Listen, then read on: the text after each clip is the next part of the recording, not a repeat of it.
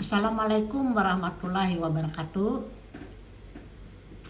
Waalaikumsalam warahmatullahi wabarakatuh. Yang terhormat Ketua ATL beserta jajarannya, yang saya hormati peserta seminar yang berbahagia. Mudahan Anda semua selalu sehat, bahagia, dan dompetnya bertambah tebal. Amin, ya rabbal alamin. Alhamdulillah, saya diberikan kesempatan di seminar yang berbahagia ini untuk menjelaskan tentang revitalisasi bahasa Banjar melalui tradisi lisan Bepandung.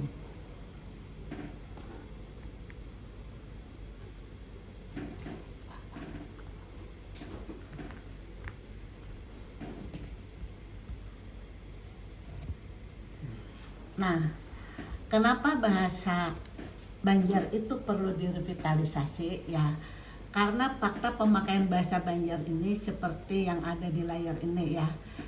Jadi sebenarnya bahasa di dunia itu jumlahnya itu ada 6.000. Jadi di dunia ini bahasa itu ada 6.000 dan penduduknya itu sekitar 6 miliar. Jadi penduduknya 6 miliar, bahasanya 6.000. Dari data itu 90% atau 300 bahasa itu merupakan bahasa mayoritas.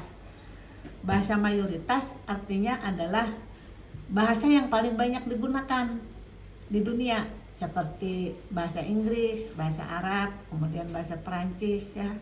Nah, sedangkan 10%-nya dari 6.000 itu atau 5.700 bahasa itu minoritas, sangat sedikit. Nah, bahasa Banjar itu termasuk bahasa minoritas. Jadi kalau di Indonesia itu ada sekitar 720-an bahasa yang digunakan. Nah, bahasa Banjar itu termasuk di situ. Nah, dari fakta itu dapat dilihat bahwa pemakai bahasa Banjar itu sangat sedikit. Dan bisa terjadi suatu saat itu kalau tidak direvitalisasi atau tidak dipertahankan, maka pemakaian bahasanya itu semakin berkurang, suatu saat bisa saja punah.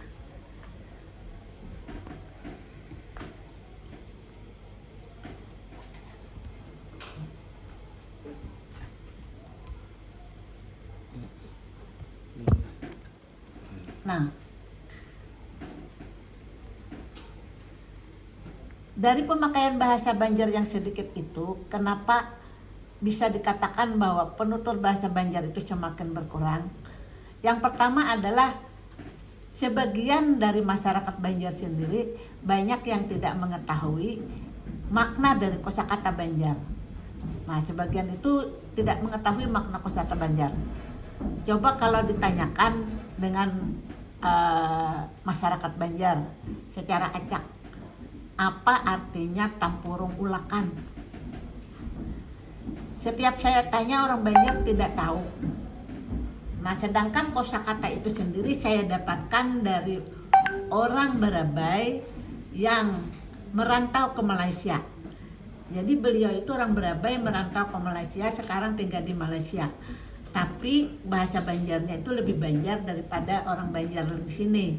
Lalu dia tanya kepada saya, "Ibu, apa artinya tampurung ulakan?" Saya sendiri tidak tahu. Itu menunjukkan bahwa masyarakat Banjar itu banyak yang tidak mengenal sebagian kosakata bahasa Banjar.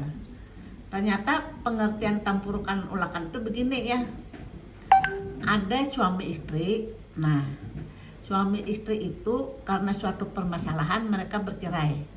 Nah, jadi bercerai. Jadi mungkin bahwa ya kalau bahasa Banjarnya bercerai.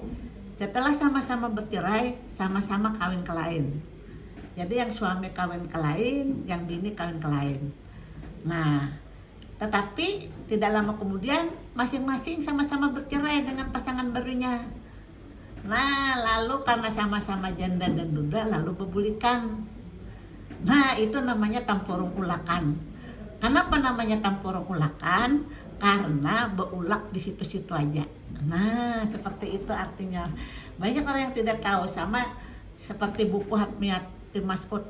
Apa judulnya? Bacina Buta. Nah, banyak yang tidak tahu. Nah, Bacina Buta itu artinya adalah suami istri yang bercerai. Nah, kemudian bercerainya itu talak 3. Kalau tidak talak 3 itu tidak boleh kawin lagi, tidak boleh bebulikan. Nah supaya kau bebulikan, nang bini itu harus kawin dulu ke lain. Nah kawin ke lain itu namanya becina buta. Nah jadi itu sangat banyak ya bahasa-bahasa yang digunakan itu tidak tahu maknanya. Apalagi kan pengarang-pengarang sastra Banjar itu kadang-kadang mereka menggunakan bahasa yang benar-benar Banjar, seperti ada ya buku yang orang Kandangan itu siapa saya lupa ya. Kemudian fakta pemakaian bahasa itu seringkali orang Banjar itu menggunakan bahasa asing dalam pemakaian. Bolehkah? Boleh saja, tapi lihat situasinya. Ketika situasi santai di dalam pemakaian bahasa, misalnya situasi santai itu mestinya kita menggunakan bahasa Indonesia. Tapi masyarakat Banjar sendiri itu banyak menggunakan bahasa Banjar. Nah, bukan berarti tidak boleh. Sebenarnya kan penggunaan bahasa kita itu ada bahasa Indonesia, ada bahasa Banjar, ada bahasa asing. Nah, tapi pemakaian itu masing-masing sesuai dengan keperluannya. Tapi kalau misalnya bahasa santai atau ketika situasi di rumah, di lingkungan yang harusnya bahasa Banjar tapi banyak menggunakan bahasa asing, itu kan lama-lama bahasa Banjarnya juga akan tergeser. Nah, misalnya kan bahasa Banjar ini kalau menandakan persetujuan inggih, iya, ya pun begitu ya. Tapi kita sering oke deh ya. Nah, oke deh itu sudah bahasa asing kan. Banyak sudah yang hari-harinya tuh oke itu kan. Padahal bahasa Banjar tuh lebih halus inggih ya. Ada lagi kalau mau mengajak teman-temannya berjalan, come on ya, kenapa harus bahasa Inggris kan? Ada lagi di pinggir jalan orang tambal ban. Nah, tulisannya apa? Bukan tambal ban, tapi vulkanisir. Nah, kenapa harus bahasa Belanda? Nah, itu artinya kan tidak begitu cinta dengan bahasa Banjar. Ada lagi kan potong-potong rambut barbershop misalnya. Nah, seperti itu. Termasuk yang sering kita lihat itu adalah kita beli ayam goreng Kentucky ya. Kenapa namanya ayam goreng Kentucky? Padahal ayam goreng Kentucky itu kan sejarahnya itu kan kalau kita tahu ayam goreng Kentucky itu asalnya KFC, Kentucky Fried Chicken. Nah, itu artinya ayam goreng dari Kentucky. Kentucky itu adalah salah satu nama kota di Amerika. Kalau kita beli ayam goreng Kentucky, apakah kita beli yang asal yang kota di Amerika? Kan kada. Nah, ada padanannya dalam bahasa Banjar. Apa padanannya dalam bahasa Banjar? Ayam Kentucky itu kan diselimuti oleh tepung, digoreng. Sama dengan pisang diselimuti tepung itu digoreng. Namanya gaguduh pisang. Nah, kalau ayam goreng diselimuti tepung ngarannya gaguduh ayam. Ada bahasa Banjarnya. Tapi orang lebih memakai ayam Kentucky. Berarti kan itu masih bahasa asing ya. Nah, kemudian ada lagi kita sering menggunakan bahasa Indonesia pada saat situasi santai. Nah, misalnya ya berbahasa santai. Gue tohok nungguin lo. Kok lama nggak cungul? Nah, kan bisa mantas. Nah, itu sebenarnya kan bercampur loh bahasa Indonesia. Kenapa kita misalnya tidak 100% bahasa Banjar? Misalnya, ulun tohok menghadangi pian. Napa maka lawas kada sing cungulan. Kau aja kalau mahantas. Nah, ada yang lebih Banjar lagi. Nah, tapi kita sudah bercampur. Itu menunjukkan bahwa bahasa Banjar itu bergeser. Nah, ada lagi alasan kenapa fakta pemakaian bahasa Banjar itu bisa bergeser, karena merasa malu menggunakan.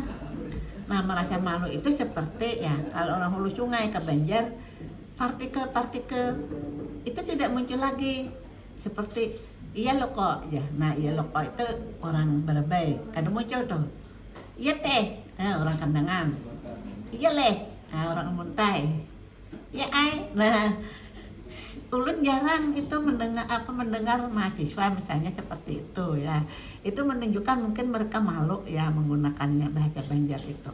Nah, sekarang sehubungan dengan bergesernya bahasa Banjar itu saya melihat bahwa tradisi lisan Bepandung ini termasuk salah satu sastra lisan yang dapat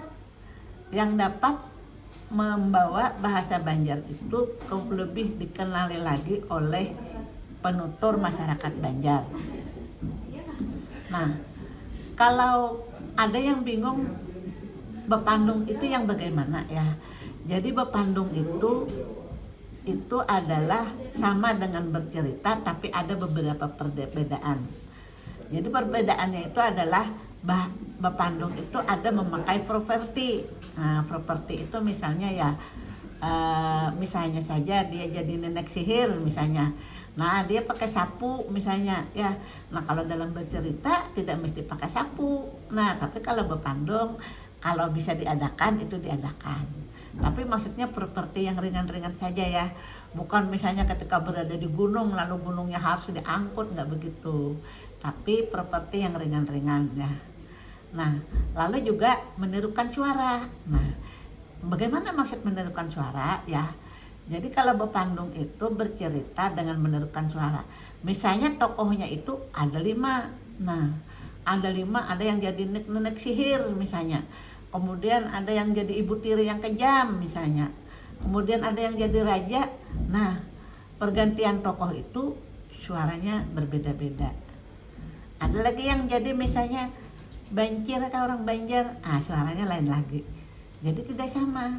Nah, kalau berkisah bisa saja itu sama. Tapi kalau di Bepandung yang ahli itu bisa menirukan berbagai karakter tokoh.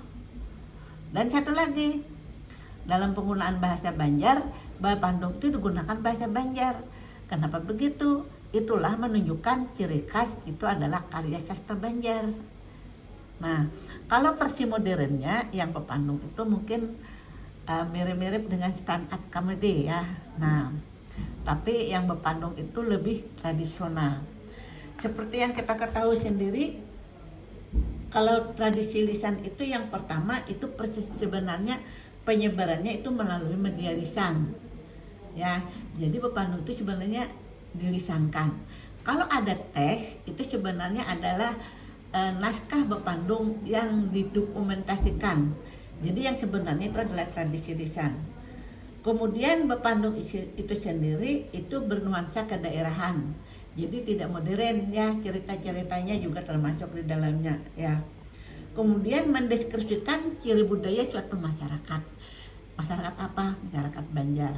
Nah, misalnya di dalam Bepandung itu ceritanya apa? Tokohnya itu misalnya Maiwak, Malukah, Malunta, kemudian apa? Bakacau. Nah, kalau dia makan dia akan bercerita makan apa? Iwak haliling. Nah, makan gangan apa? Gangan keladi. Nah, itu menggambarkan tentang ciri orang Banjar.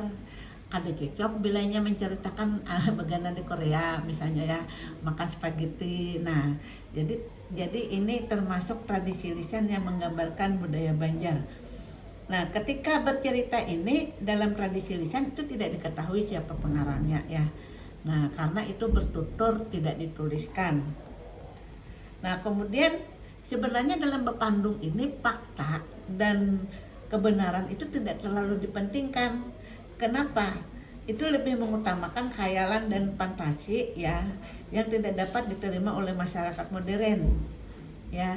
Jadi memang banyak kadang-kadang ceritanya itu adalah tentang kerajaan, boleh juga ya. Misalnya Putri Junjung Bui boleh ya. Kemudian ceritanya itu bisa berbagai versi. Berbagai versi itu artinya ceritanya tuh kalau A alurnya selalu harus begini, tidak. Itu bisa bermacam-macam tergantung yang membawakan.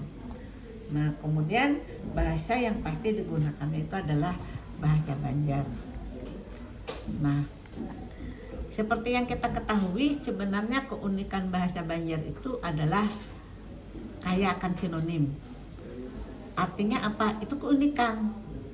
Jadi satu kata itu memiliki banyak bentuk kata lain yang maknanya mirip. Nah, itu kaya akan sinonim. Lalu kaya lagi akan makna gramatikal. Jadi satu kata itu nanti timbul menjadi berbagai macam bentuk kata yang lain dengan makna yang berbeda. Nah, Ini menunjukkan bahwa bahasa Banjar itu kaya akan makna gramatika. Nah, kemudian juga bahasa Banjar itu kaya akan sastra lisan. Nah, jadi kaya akan sastra lisan itu kita mengenal ada mantra dan sebagainya ya. Saya berikan salah satu contoh ya. Nah, nanti tapi sebelum sampai ke contoh ya, sebenarnya bagaimana cara merevitalisasi bahasa Banjar ya.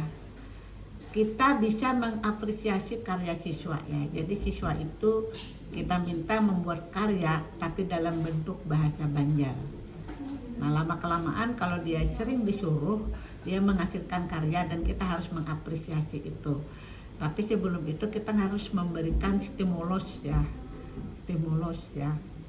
Kemudian upaya lain untuk merevitalisasi bahasa Banjar adalah dengan adanya fasilitasi penerbitan. Karena kalau misalnya kita menulis karya tentang sastra Banjar, baik itu teori ya, atau misalnya karya sastra, tapi itu belum tentu kalau kita jual itu menguntungkan. Makanya perlu dari pemerintah itu memfasilitasi penerbitan atau bantuan ya. Jadi bukan dari penulis itu sebenarnya ingin mencari uang, bukan. Tapi agar penerbitan itu tidak menimbulkan masalah ya. Nah, kemudian karya sastra itu bisa disebarkan melalui sekolah-sekolah ya. Nah, kemudian karya sastra itu yang berupa bahasa Banjar bisa diaplikasikan dalam pembelajaran. Selain itu perlunya kerjasama pemerintah, komunitas lokal dan lembaga budaya untuk mempertahankan bahasa Banjar ya. Nah, ini saya berikan contoh sinonim dalam bahasa Banjar ya. Nah, jadi ada contoh sinonim bahasa Banjar itu bungul. Nah, bungul. Saya misalnya mengajarkan mahasiswa supaya tidak menggunakan kata-kata umpatan. Nah, seperti ada kata bungul ya, kemudian tambuk, bungang, nah, kemudian ada lagi gonggong, mucil, kalebaaka, uyuh, uhu, bangang, buntat, nganga, tambuk, bukit. Nah, banyak lagi sebenarnya persamaannya di sini ya. Tapi kalau saya tampilkan sebanyak-banyaknya nanti mungkin Anda agak bingung. Nah, karena sebagian kan mungkin ada yang belum menguasai bahasa Jawa. Ada yang tahu ya arti bukit? Ada, Ibu Aulia tahu ya bukit artinya? Tahu, Bu. Ya? Belum tahu, Bu. Iya.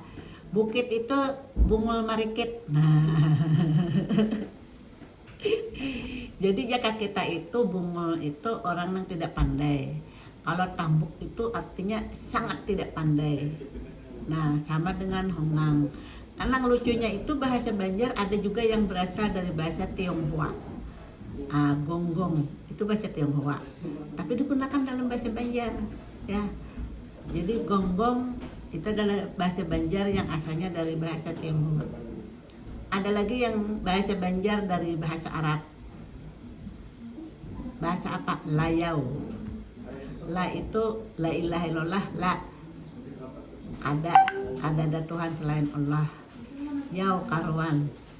Layau. Kada karuan.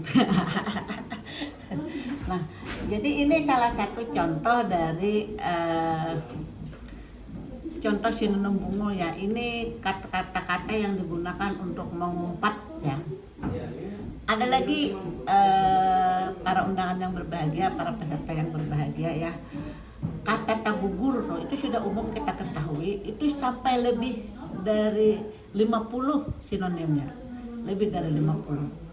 Ada takipai, takirap, tasumbalip, tasarudup, tasarungkop, tajarungkop, tajunggang, takudadar, tagugur, tabarusuk, tacalubuk, tadangsar, tacabur, tagaling, tagulinding, tajuramba, tajurahap, tatilantang, tatengharap, tarabah, tatilambung.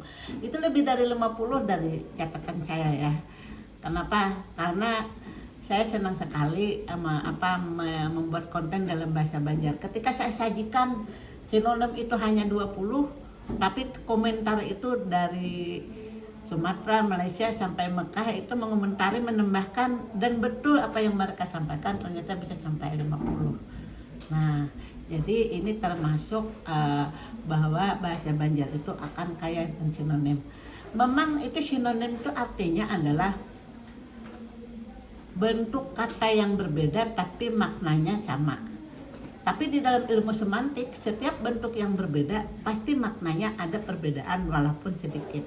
Nah, jadi seperti ini memang menunjukkan bodoh tapi tetap ada perbedaan. Nah, misalnya kayak nganga. Nah, nganga itu bodoh, dan kalau misalnya dibilangi itu seperti ternganga-nganga ya. Nah, jadi bagaimana pemakaian bahasa Banjar ini hubungannya dengan bepandung dan revitalisasi. Nah, ketika bepandung ini maka kita menggunakan bahasa Banjar nih. Kita menggunakan bahasa Banjar. Ketika kita menggunakan bahasa Banjar, munculkankah kosakata bahasa Banjar sehingga para pendengar itu yang tidak tahu menjadi tahu bahasa Banjar. Dan ini termasuk upaya untuk mempertahankan bahasa Banjar. Nah, ini salah satu contoh buku yang saya buat ya tentang bepandung sastra lisan masyarakat Banjar. Nah, kebetulan buku ini saya dibiayai oleh Fasilitasi Kebudayaan Kalselteng atau Badan Pelestarian Kebudayaan dari Kalselteng. Nah, jadi ini termasuk salah satu upaya pemerintah berkolaborasi dengan lembaga lain untuk menerbitkan karya sastra. Tujuannya apa? Untuk mempertahankan bahasa Banjar. Jadi selain membuat buku, kemarin juga digunakan untuk pentas di Taman Budaya. Jadi foto-foto ini adalah saya sendiri yang pentas dalam bahasa Banjar ya. Jadi kalau bagi ingin yang melihat itu bisa dilihat dari di YouTube saya ya, yaitu tentang bepandung. Nah, judulnya apa? Judulnya itu adalah Malam Pertama di Alam Kubur. Nah, jadi malam pertama di alam kubur itu menceritakan apa yang akan terjadi ketika malam pertama di alam kubur. Nah, properti yang saya gunakan pada saat itu adalah kain kapan. Nah, tapi supaya tidak menakutkan, saya memakai kain kapan kekinian, yaitu berwarna ungu. Nah, supaya tidak begitu seram ya. Jadi sebagai hiburan saja ya. Nah, demikian ya. Jadi bahwa kita bisa menggunakan bepandung ini untuk memperkenalkan kosakata bahasa Banjar. Selain itu kan di dalamnya juga bisa dengan menggunakan pantun ya, menggunakan nyanyian bahasa Banjar, kemudian menggunakan karya sastra misalnya. Kalau karya sastranya itu misalnya di dalam bepandung itu menceritakan tentang menaksir seorang gadis tapi kemudian ditolak. Nah, lalu dibacakan mantra. Nah, mantra Banjar diperkenalkan itu. Nah, misalnya mantra Banjar itu misalnya ya supaya bungas. Nah, ada mantra Banjar supaya bungas. Pur sinopor kaladi tampuyangan. Bismillah aku bapupur banyak orang karindangan. Nah, itu supaya bungas. Bagaimana supaya orang jatuh cinta lawan kita? Nah, orang jatuh cinta lawan kita misalnya ya mantra pupur pakasih ya. Bismillahirrahmanirrahim. Pupurku si pupur baras ditampi di hujung limbukun. Cahayaku nang kaya emas, cahayaku nang kaya Nabi Yusuf. Takulas takeneng kasih, takeneng gila, gilalah si. Nah, misalnya si itu yang ketaksir, misalnya Raffi Ahmad misalnya. Barakat berdoa la ilaha illallah Muhammad Rasulullah.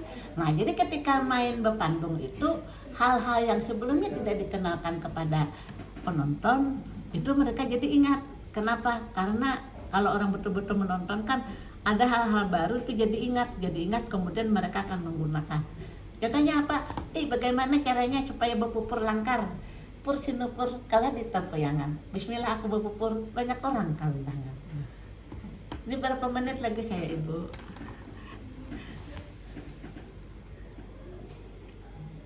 Ada 13 menit lagi Bu. Oh baik ya. Nah, Cukup Bu. Jadi itu termasuk sastra. Nah, tadi kan saya jelaskan tentang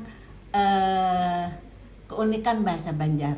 Nah, sekarang saya lanjutkan lagi dengan kaya akan makna gramatikal. Nah, kaya akan makna gramatikal itu misalnya begini ya. Ada kata waluh kan? Waluh. Nah, waluh itu artinya apa waluh? Waluh itu artinya nama buah. Nama buah. Sayur ya. Nah, jadi misalnya buah waluh, kalau bahasa Indonesianya itu labu ya, tapi labu kuning. Karena kalau di Banjar itu labu itu macam-macam. Ada labu putih ya. Nah, ini kita labu yang kuning ya.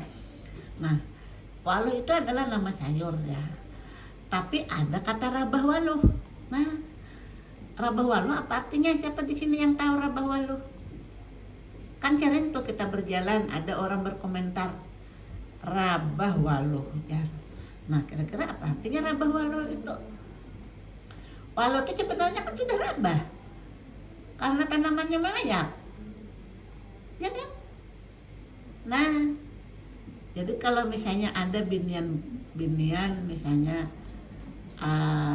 berjalan, terus ada laki-laki segerombolan, umay jalangkarnya aja. Nah, lalu si binian tadi menyaut rabah waluh aja. Nah, orang bisa menyambat aja, tapi artinya tidak tahu. Nah, artinya tidak tahu ya. Sebenarnya artinya apa? Nah, artinya adalah ya, rabah waluh itu kita tidak sanggup menerima pujian yang terlalu tinggi. Nah, jadi misalnya Anda dipuji orang, "Mailah ya bungas banar ya bulu mata lantik ya bibir habang ya." Kita nih bingung menyahuti kalau kita sahuti rabah waluh. Jadi rabah waluh kita kada sanggup menerima pujian yang terlalu tinggi. Nah, selain waluh tadi ada kata diwaluhinya. Nah, diwaluhinya itu kalau arti sebenarnya itu kalau Anda makan sayur ditambahi waluh itu namanya diwaluhinya. Tapi kalau diwaluhinya itu pengertian bahasa Banjar itu adalah dikaramputinya. Nah, dikaramputinya. Misalnya nih, ada suami orang merayu, misalnya seorang anak kuliahan, katanya begini, maulah aja jadi jadi biniku, karena aku tukarakan rumah sebiji, karena mobil sebuah misalnya ya.